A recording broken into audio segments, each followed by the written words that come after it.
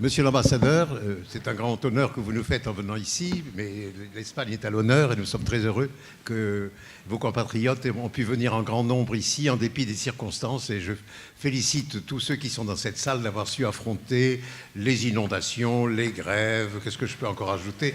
Et en tout cas, je vois que ça ne vous a pas fait peur et que vous êtes venus en grand nombre écouter Monsieur Barcelo.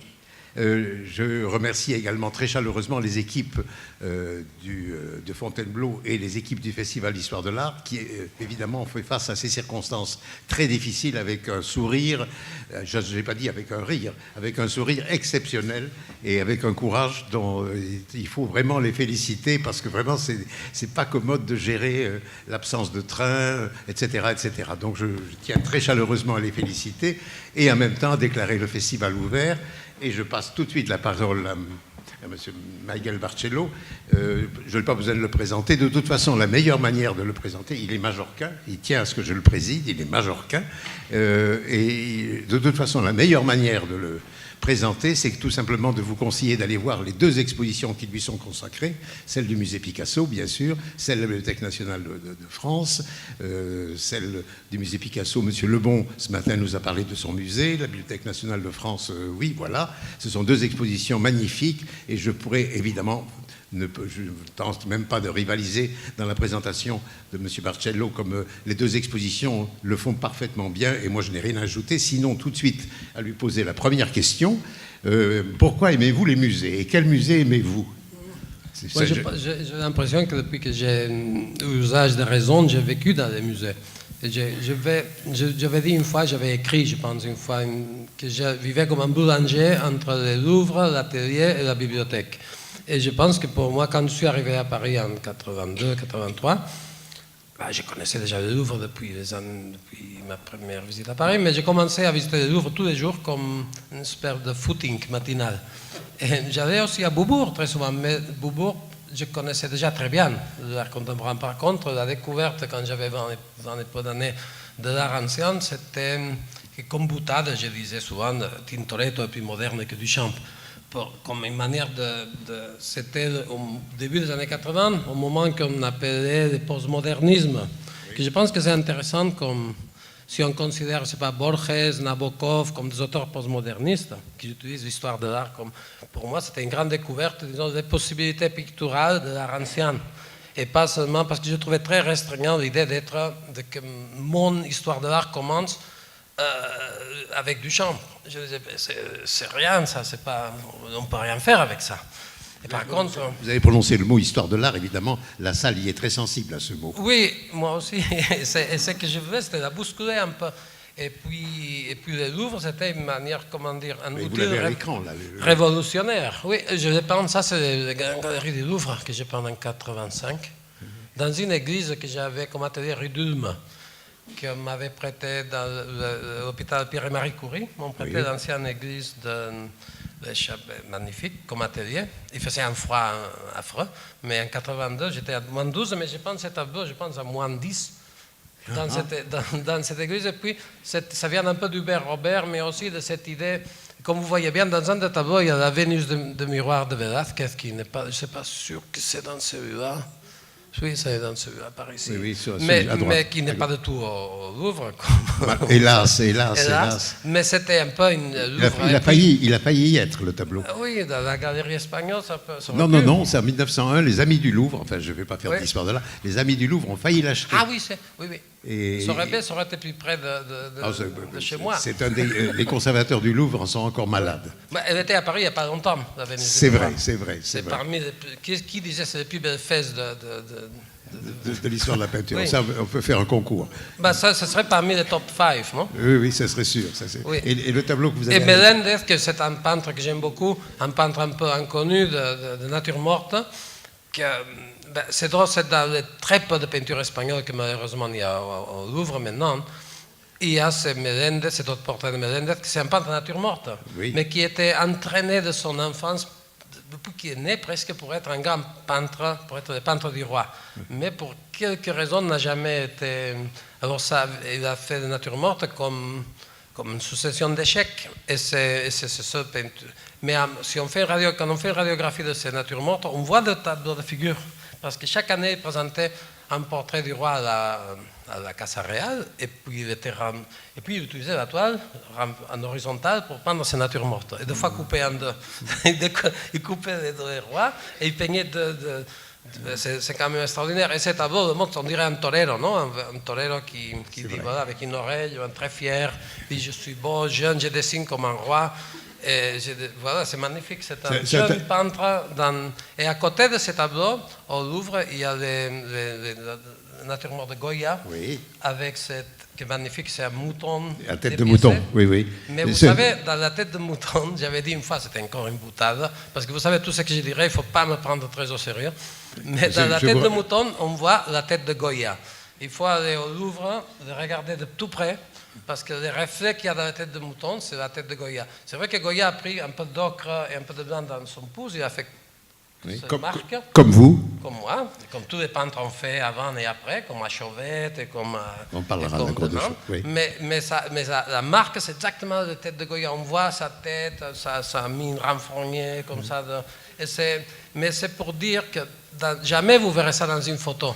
Vous verrez ça seulement si vous allez au Louvre voir de près. C'est que l'histoire de l'art, c'est souvent des choses qui se passent dans des universités et dans des livres, dans des reproductions de pire en pire, parce que ces reproductions digitalisées de maintenant sont terrifiantes, sont plus bon marché que jamais, pire que jamais.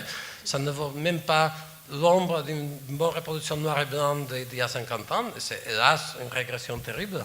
Mais c'est pour dire que les œuvres d'art, c'est quelque chose que les sets ont besoin d'un vrai rapport physique.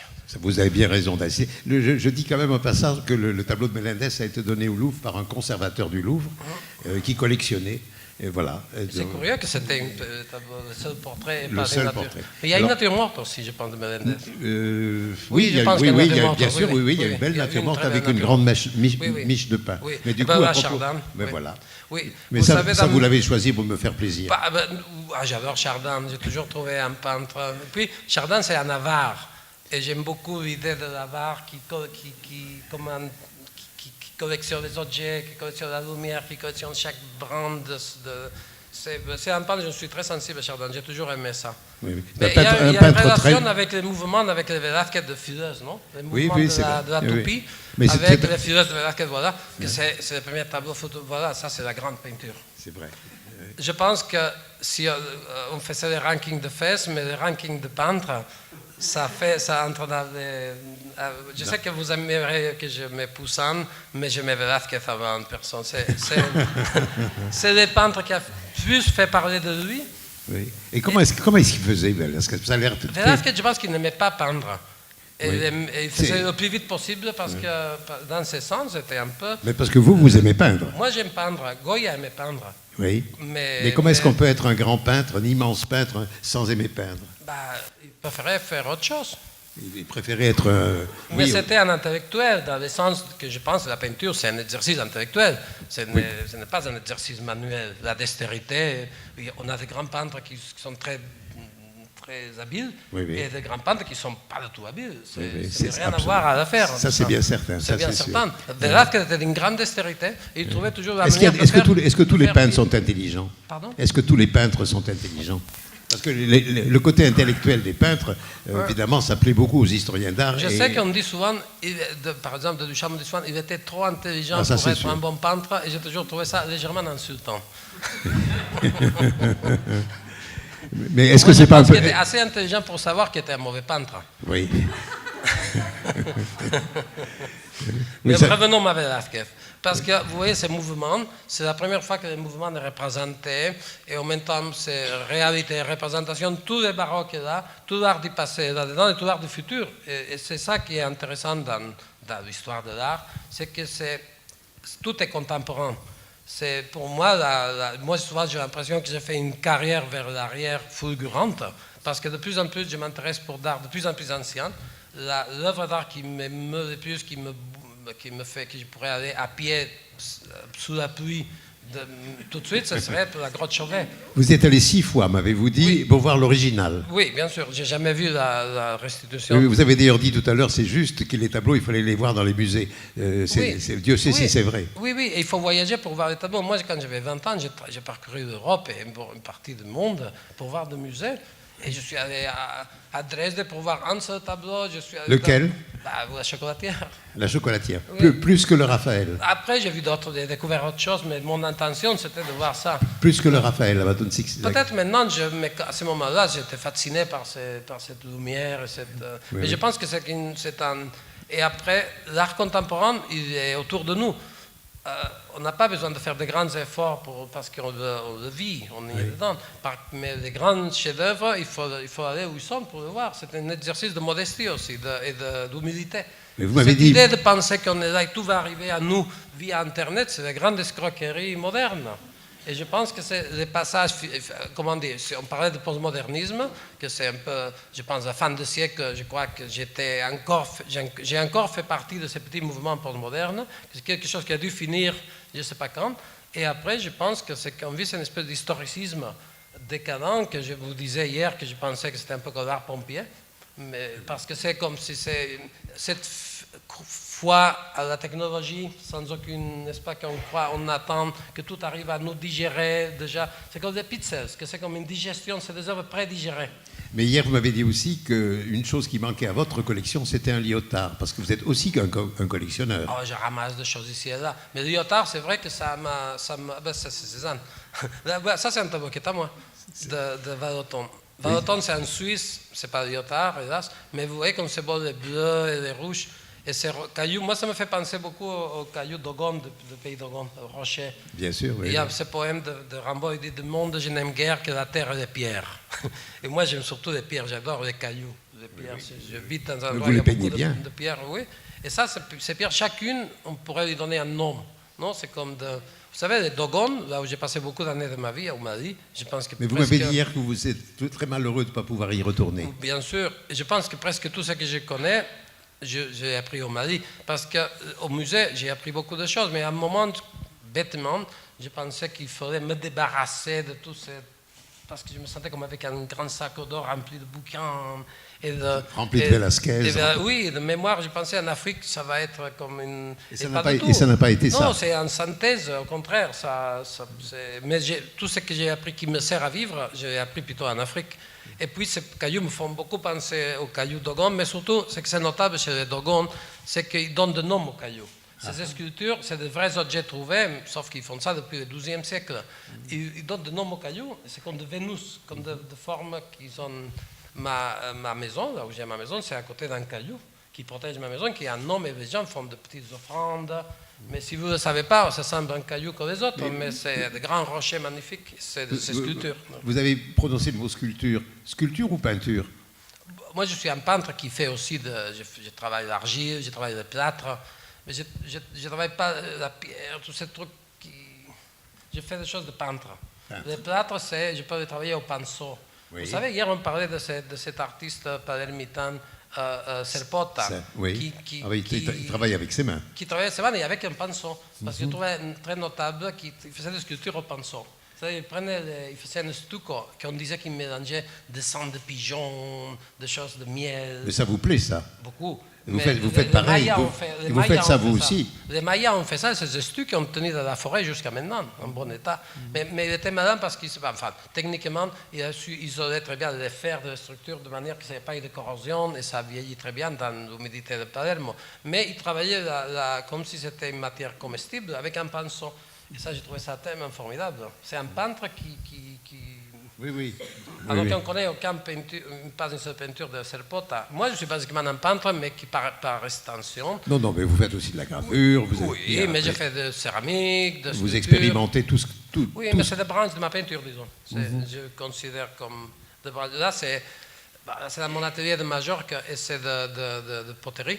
Et par terre de poterie, mais c'est surtout la lumière qui se projette. C'est une verrière qui est gravée, qui est badigeonnée d'argile sur laquelle j'ai dessiné.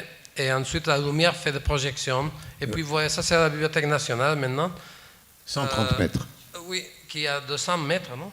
Je ne sais plus. J'ai dit 130 mètres, mais je me trompe sans doute. Merci.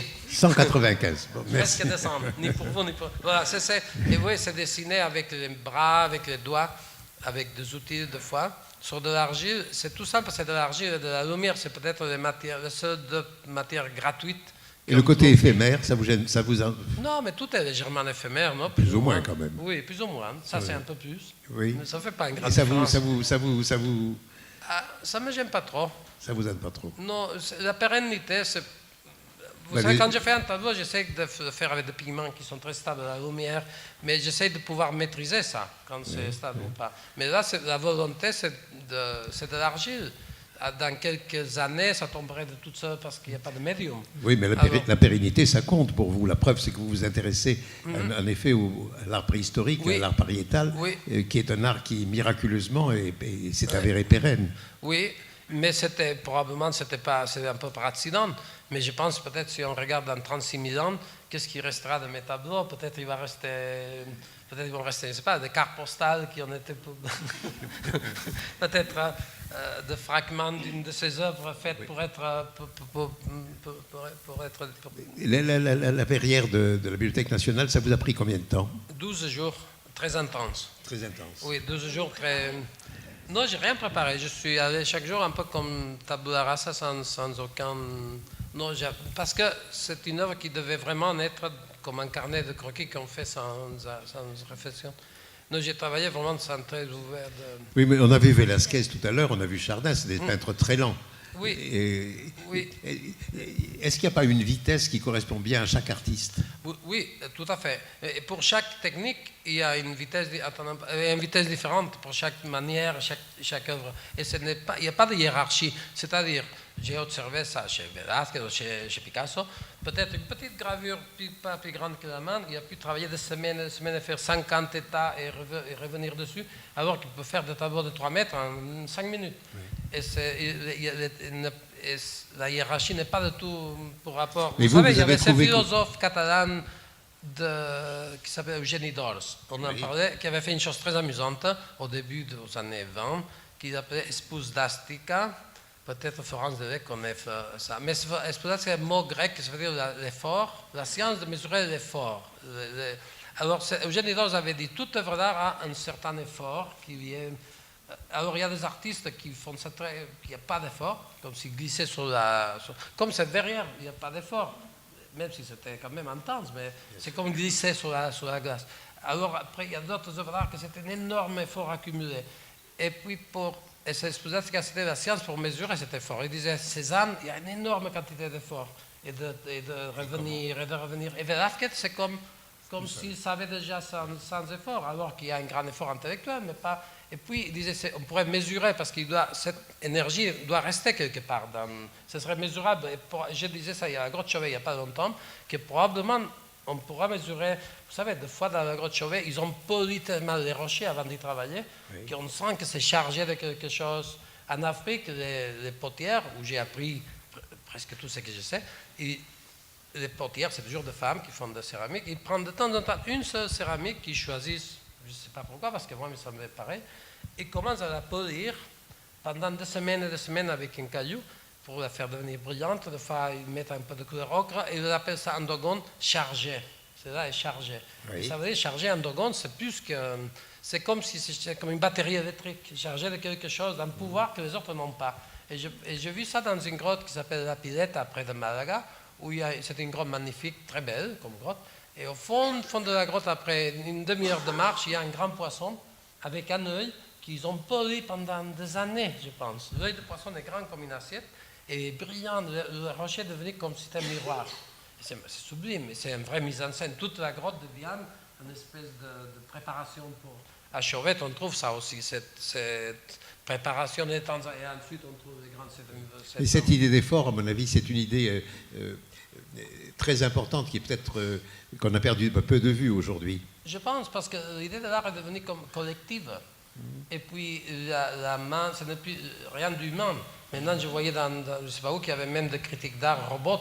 Un robot qui faisait des critiques d'art, c'était sorti. Mais je me disais, pourquoi pas? Et puis, les œuvres d'art, on ne le fait pas. Moi, j'aime bien toujours, je sais que c'est des concepts qui viennent du XXe siècle, mais j'aime bien l'idée de la main et du corps avec l'œuvre d'art. Et j'aime bien l'idée de reconnaître à Chauvet un homme comme moi, qui avec des mains comme moi, a fait une œuvre qu'on reconnaît. Je sens son intensité. Je pense qu'on fait cette œuvre pour les mêmes raisons. Est-ce que vous préférez les peintres où on voit l'effort ou ceux au contraire qui le cachent? ça m'est complètement indifférent parce que je pratique les deux oui. manières. Vous le cachez aussi. Deux fois je le cache, deux fois ça se voit, mais ce n'est pas un choix, c'est la nécessité de l'œuvre. C'est vous. Deux fois les choses apparaissent comme ça, on ne sait pas pourquoi, et on ne peut pas le répéter. C'est un peu je pense que la caractéristique de l'œuvre d'art, c'est que on ne peut pas répéter. C'est toujours un miracle qui ne se répète jamais pareil. Le truc, c'est que j'ai plus de 58 ans, mais mes miracles se répètent plusieurs fois. mais je n'ai jamais la certitude que je serai capable de faire à nouveau une verrière comme cette, que je redemande à la télé et rien ne va se passer. Et je sais que ça semble un peu de l'ordre religieux de croire en quelque chose qu'on ne voit pas, mais c'est exactement ça que je fais. Et je vois ça quand je vais à la grotte Chauvet, je reconnais mes frères, ces gens qui ont fait ça. C'est pour ça que je vous dis, je pense que de plus en plus, je regarde très loin, parce que je pense que Très loin. Oui, parce que je pense que la modernité, l'idée d'aller en avant, il faut regarder très loin en arrière pour aller en avant. Oui, vous êtes un des premiers, sinon vous êtes le premier à vraiment avoir introduit dans votre art l'art pariétal. Et du moins d'avoir mis en avant ces artistes anonymes qui jusqu'à présent... Oui, mais ce n'est pas si anonyme que ça, parce qu'on a déjà identifié, vous savez, Dominique Baffier et son équipe, ils ont identifié des peintres de petits doigts cassés de la main gauche, qui appuyaient sa main pour travailler, il y avait des petits doigts atrophiés. Et alors en quelques années, on saura déjà beaucoup plus de choses, parce que les choses qu'on ignore sont beaucoup plus que les choses qu'on connaît. Alors, dans les connaissances... La prochaine grotte va évidemment nous apprendre beaucoup de choses. Oui, mais la grande chance de ces grottes Chauvet, c'est qu'on ne l'a pas massacré comme on a fait à Altamira ou à Lascaux, par ignorant. Vous savez, en Espagne, à Murcia, il y a quelques années, encore on jetait un seau d'eau sur les parois pour faire apparaître les images qu'on voyait. Et puis à Pêche-Merle, il y a ce saumon qui est découpé pour... Vous savez je pense que c'est à Pêche-Merle ou à... Je ne sais pas. Pour voler. Enfin, il y a eu beaucoup de pillages. C'est maintenant, la grotte Chauvet, c'est un modèle de conservation. Bien sûr. C'est une grande chance parce que le sol, il y a même préservé les marches sur les traces de pieds de gens qui c'est magnifique. Qu'est-ce que vous voulez nous montrer, Annick, maintenant? Ah oui, ça c'est un mur de briques qui est au musée Picasso, quelque chose comme ça. C'est un mur qui fait 8 ou 9 mètres. Chaque brique devient une tête. C'est chez moi, à Majorque, on fait des murs qu'on appelle de socle de pierre sèche. Les briques viennent d'où? De chez moi, de Majorque, de mon village. Et comme j'ai une briqueterie, je brique tout frais, comme de la pâte fraîche. Et puis je manipule comme il sort. Et puis je empile. C'est un travail de métamorphose. C'est une œuvre en évolution constante parce que ça grandit, bon, j'en rajoute constamment. Et ça, c'est de Tauromachie, ça c'est un tableau de 91, La suerte de matar. Tu peux venir en arrière. C'est la reine, c'est comme le Colisée de Rome, c'est juste avant de tuer les taureaux. Et vous savez, les taureaux et les toreros sont petits comme ça. C'était amusant parce que j'avais fait une expo à Whitechapel et la critique de The Guardian avait dit que je faisais apologie de la torture animale. Et vu la taille de mon taureau, c'est de la taille d'un petit souris. Non, mais c'est comme quoi, c'est fou parce que la peinture, comme une chose tellement innocente, peut créer encore de réactions très politiques, parce que finalement, c'est un sujet très politique qui va plus loin. Malheureusement, c'est une discussion que ce n'est pas l'endroit pour avoir, mais c'est un sujet très... oui. Là, celui-ci, c'est le tableau de 91 de Taureau. Et là, c'est un autre plus récent de la reine des arènes. Que les arènes, il n'y a ni taureau, ni torero, ni public. C'est un peu la... Là, c'est la cathédrale de Palma. C'est un... oui. Ah oui, je vous signale que Florence Delay fera une conférence de lait avec laquelle on a publié il n'y a pas longtemps un livre de José Bergamin qui s'appelle La solitude sonore. Et c'est demain à 4h30 à 17h. À 17h. À 5h. À 5h, sur l'art de Toré. Courageux. Vous avez travaillé ensemble. On a travaillé ensemble pour ce livre, le livre de José Bergamin avec mes gravures, qui s'appelle La solitude sonore, qui s'agit d'une mystique sur la Torre. Un livre génial, en espagnol, ça s'appelle L'arte del Birimboque. Ça, c'est l'autre. Oui. La música callada, que c'est le vers de San Juan de la Cruz, la música callada, la soledad sonora, et d'une manière très astucieuse, Franz a pris le deuxième vers, que c'est parce qu'en français, sinon, ça aurait été la musique tue. La musique tue, ça ne sonne pas bien, mais il a pris la musique callada, la solitude sonore. Alors, oui, je le remercie. Et puis là, c'est la cathédrale de Palma, une chapelle de céramique, une pot de céramique de 300 mètres, des vitraux aussi. Que je pense que ces vitraux sont un peu déjà presque. Je les ai fait.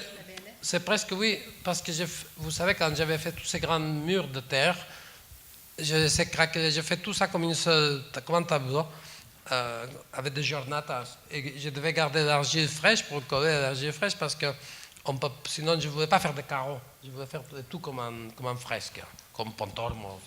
Et puis à la fin, je devais faire des vitraux parce que je m'étais engagé avec un contrat, parce qu'avec l'église, ils ont fait un contrat avec un nombre, sauf la lapislazuli que j'avais pas. Pas de lapislazuli, mais je devais faire des vitraux. Et dans mes cartons, les vitraux étaient coloriés. Alors quand j'ai fait des vitraux gris, parce que j'ai essayé de colorer, c'était terrible, parce que ça détruisait tout mon... Alors j'ai vu que Gaudí, qui avait travaillé il y a juste 100 ans avant moi, il avait fait des vitraux, et ensuite il les a retirés 5 fois. Et chaque fois, il redoublait son verre.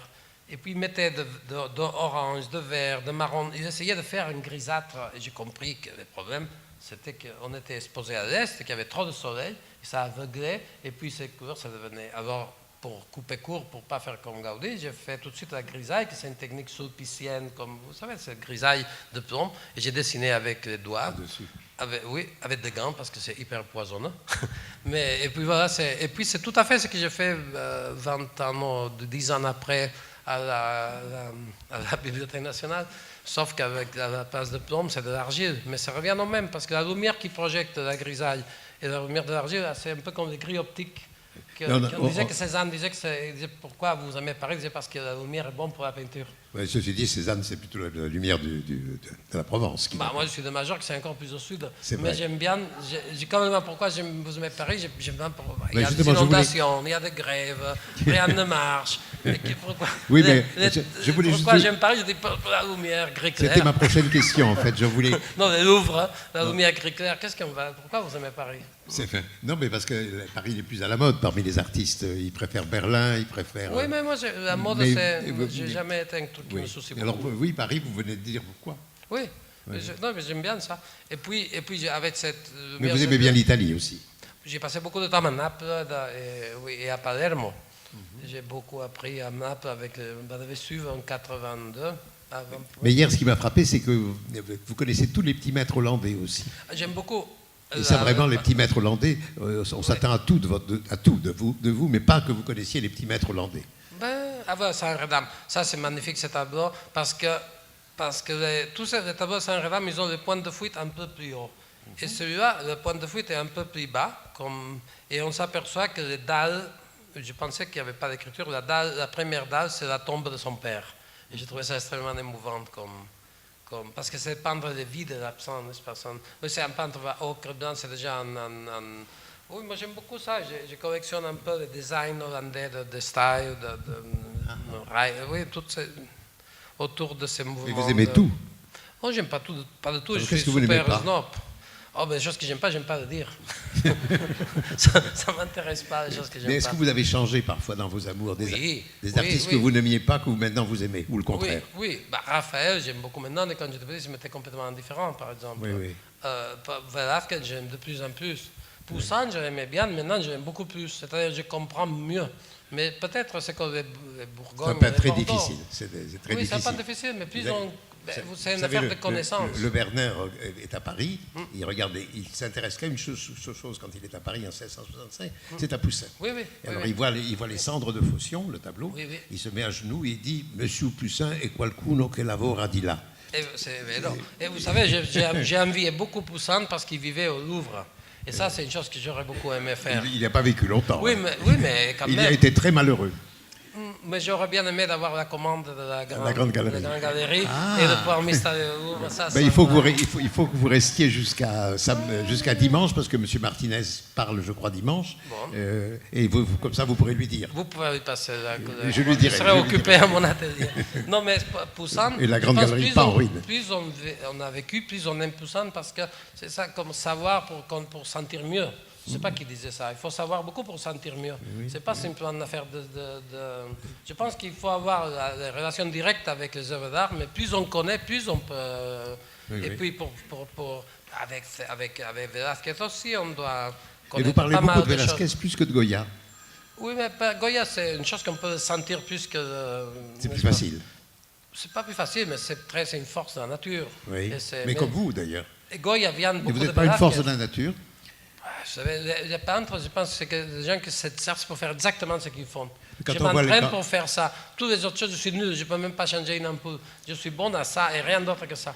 Heureusement que j'ai quelques cordes dans mon art, que je peux faire des gravures et C'est vrai, de c'est céramique, vrai. sinon ça serait vraiment... Oui. Parce que dans les films qu'on voit à l'exposition de la Bibliothèque nationale, on voit que on vous voit vraiment physiquement. C'est un travail physique et j'aime plus ça va, plus j'aime bien cet aspect physique de la peinture parce que en plus, j'ai presque pas de concurrents dans ce domaine. Ah, ça c'est vrai.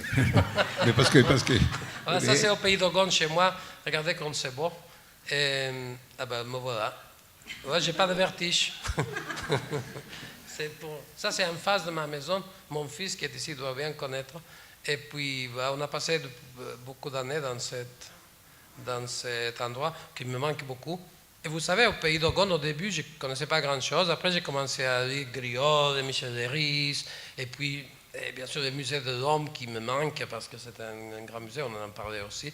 Je pensais à un des musées de Paris qui j'étais très proche. Et puis au pays d'Ogon, je pense que j'ai beaucoup admiré l'art africain ancien, l'art d'Ogon, mais ensuite, j'ai beaucoup appris des faussaires d'Ogon. Parce qu'au pays d'Ogon, les faussaires, ils font des œuvres pour vendre...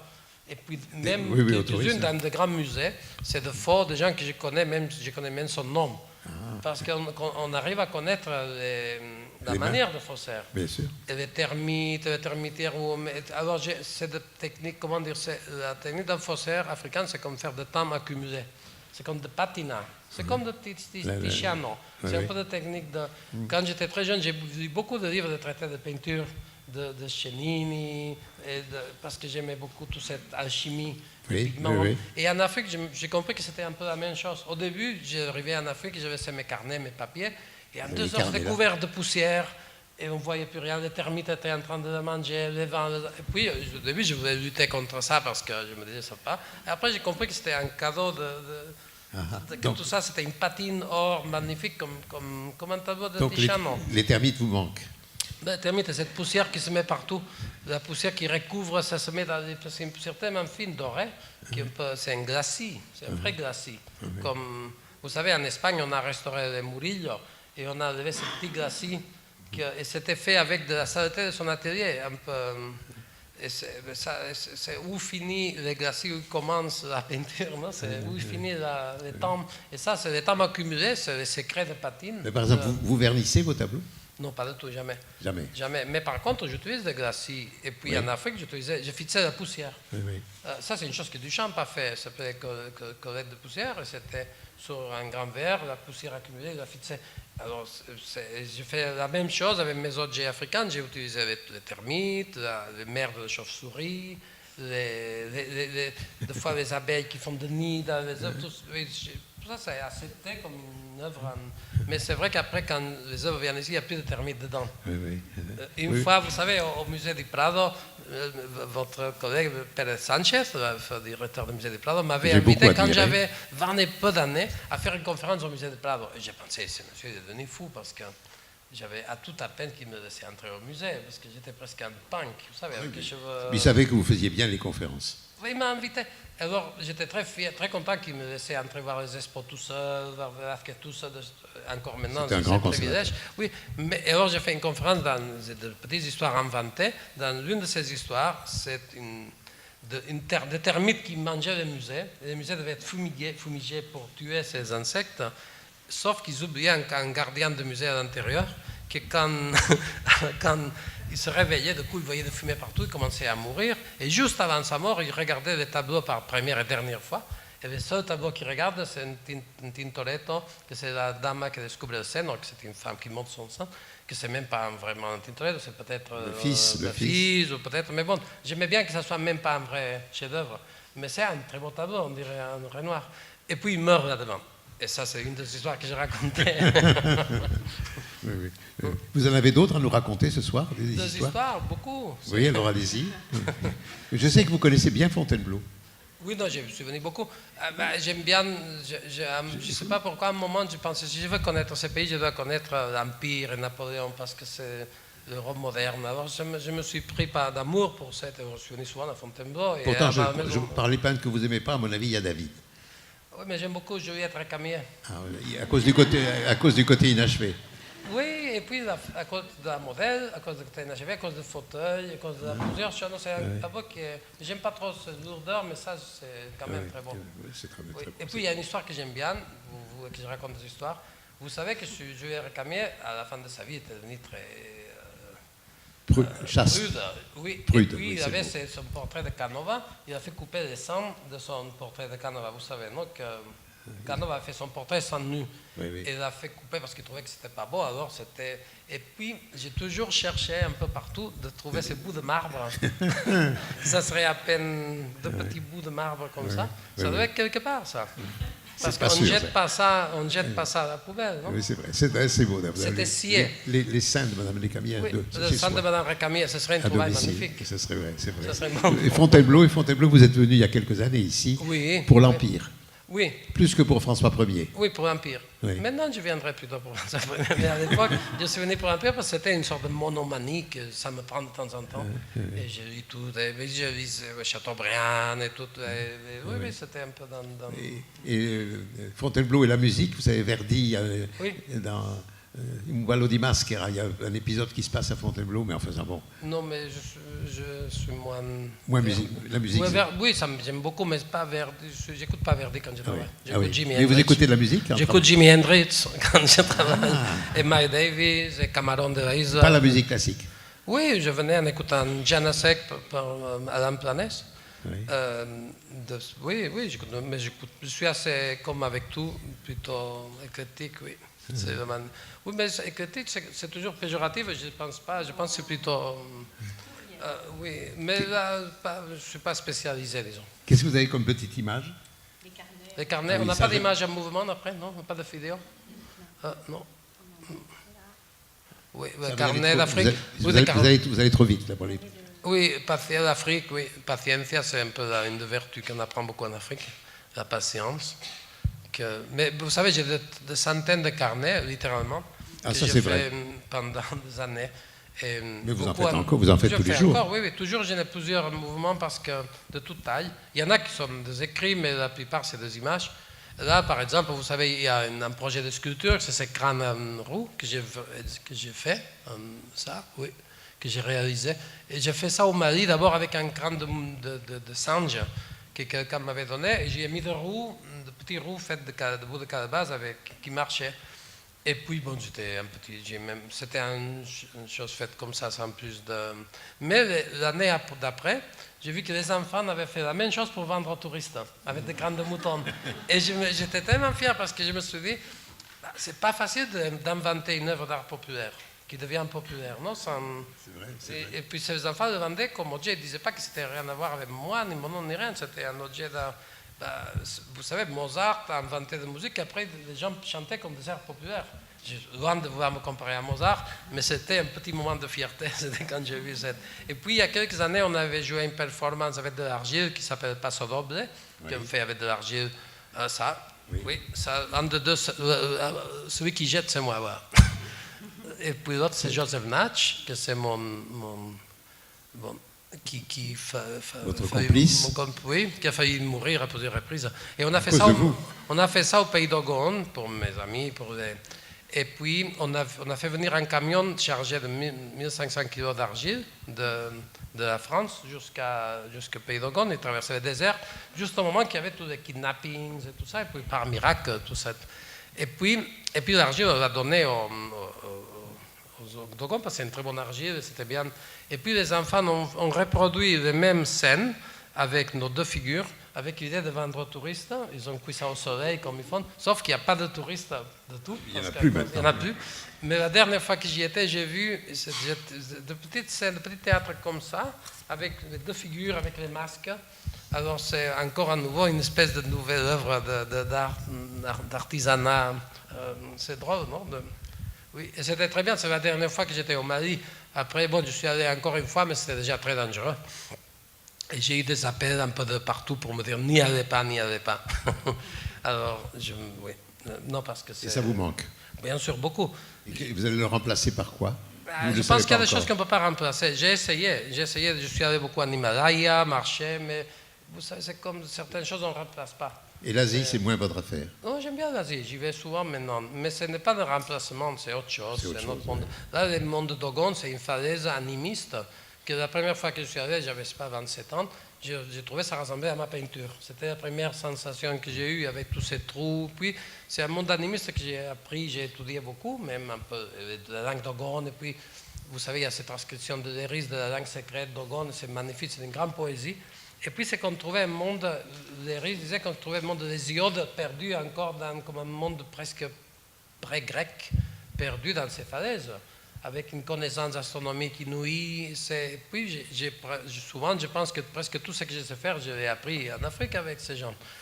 Et surtout, désappris beaucoup de choses, n'est-ce pas? Parce que... Oui, désapprendre. Désapprendre, ça... Oui. Vous savez, j'étais à l'école de Beaux-Arts à peine un mois, je pense que quelques semaines, à l'école de Beaux-Arts de Barcelone. Et c'est parce qu'à l'époque, c'était en 1975, Franco venait de mourir, et ça se passait dans la rue. À l'école, c'était une école comme au 19e. Maintenant, ça m'amuserait d'y aller, parce que on apprenait descendre de l'ancienne draperie, liturgie et culture chrétienne. Quand j'avais 18 ans, la liturgie et culture chrétienne, je n'avais rien à foutre. Mais maintenant, ça m'intéresse énormément. Mais vous aimeriez enseigner? Je ne me sens pas prêt à ça. Je crois que parce que c'est une question piège que je vous pose. Oui. Parce que je sais qu'on vous l'a proposé hier. Je l'ai fait à Bamako, dans une école de Bamako. Et puis, je ne suis pas doué pour ça. Je change trop souvent d'avis. Vous allez dire non?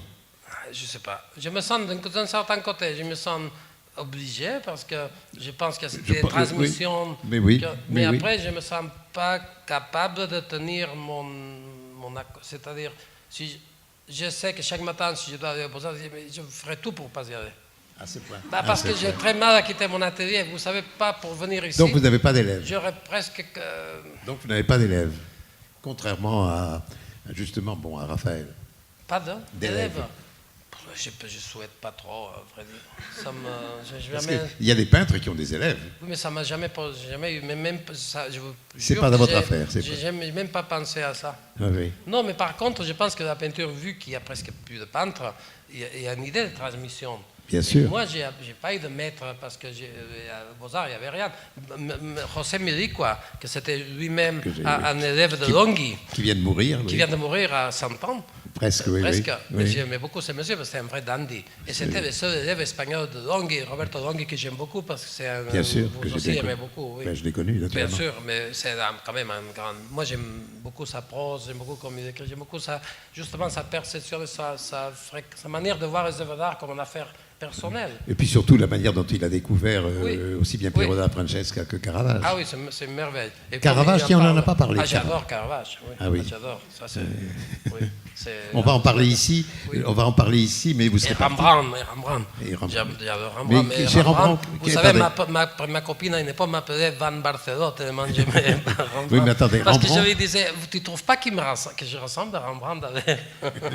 Mais pas du tout, vraiment avec le nez de patate. Mais j'avais tellement envie de rassembler. Mais Rembrandt, qu'est-ce que vous aimez? Les tableaux, les dessins ou les gravures?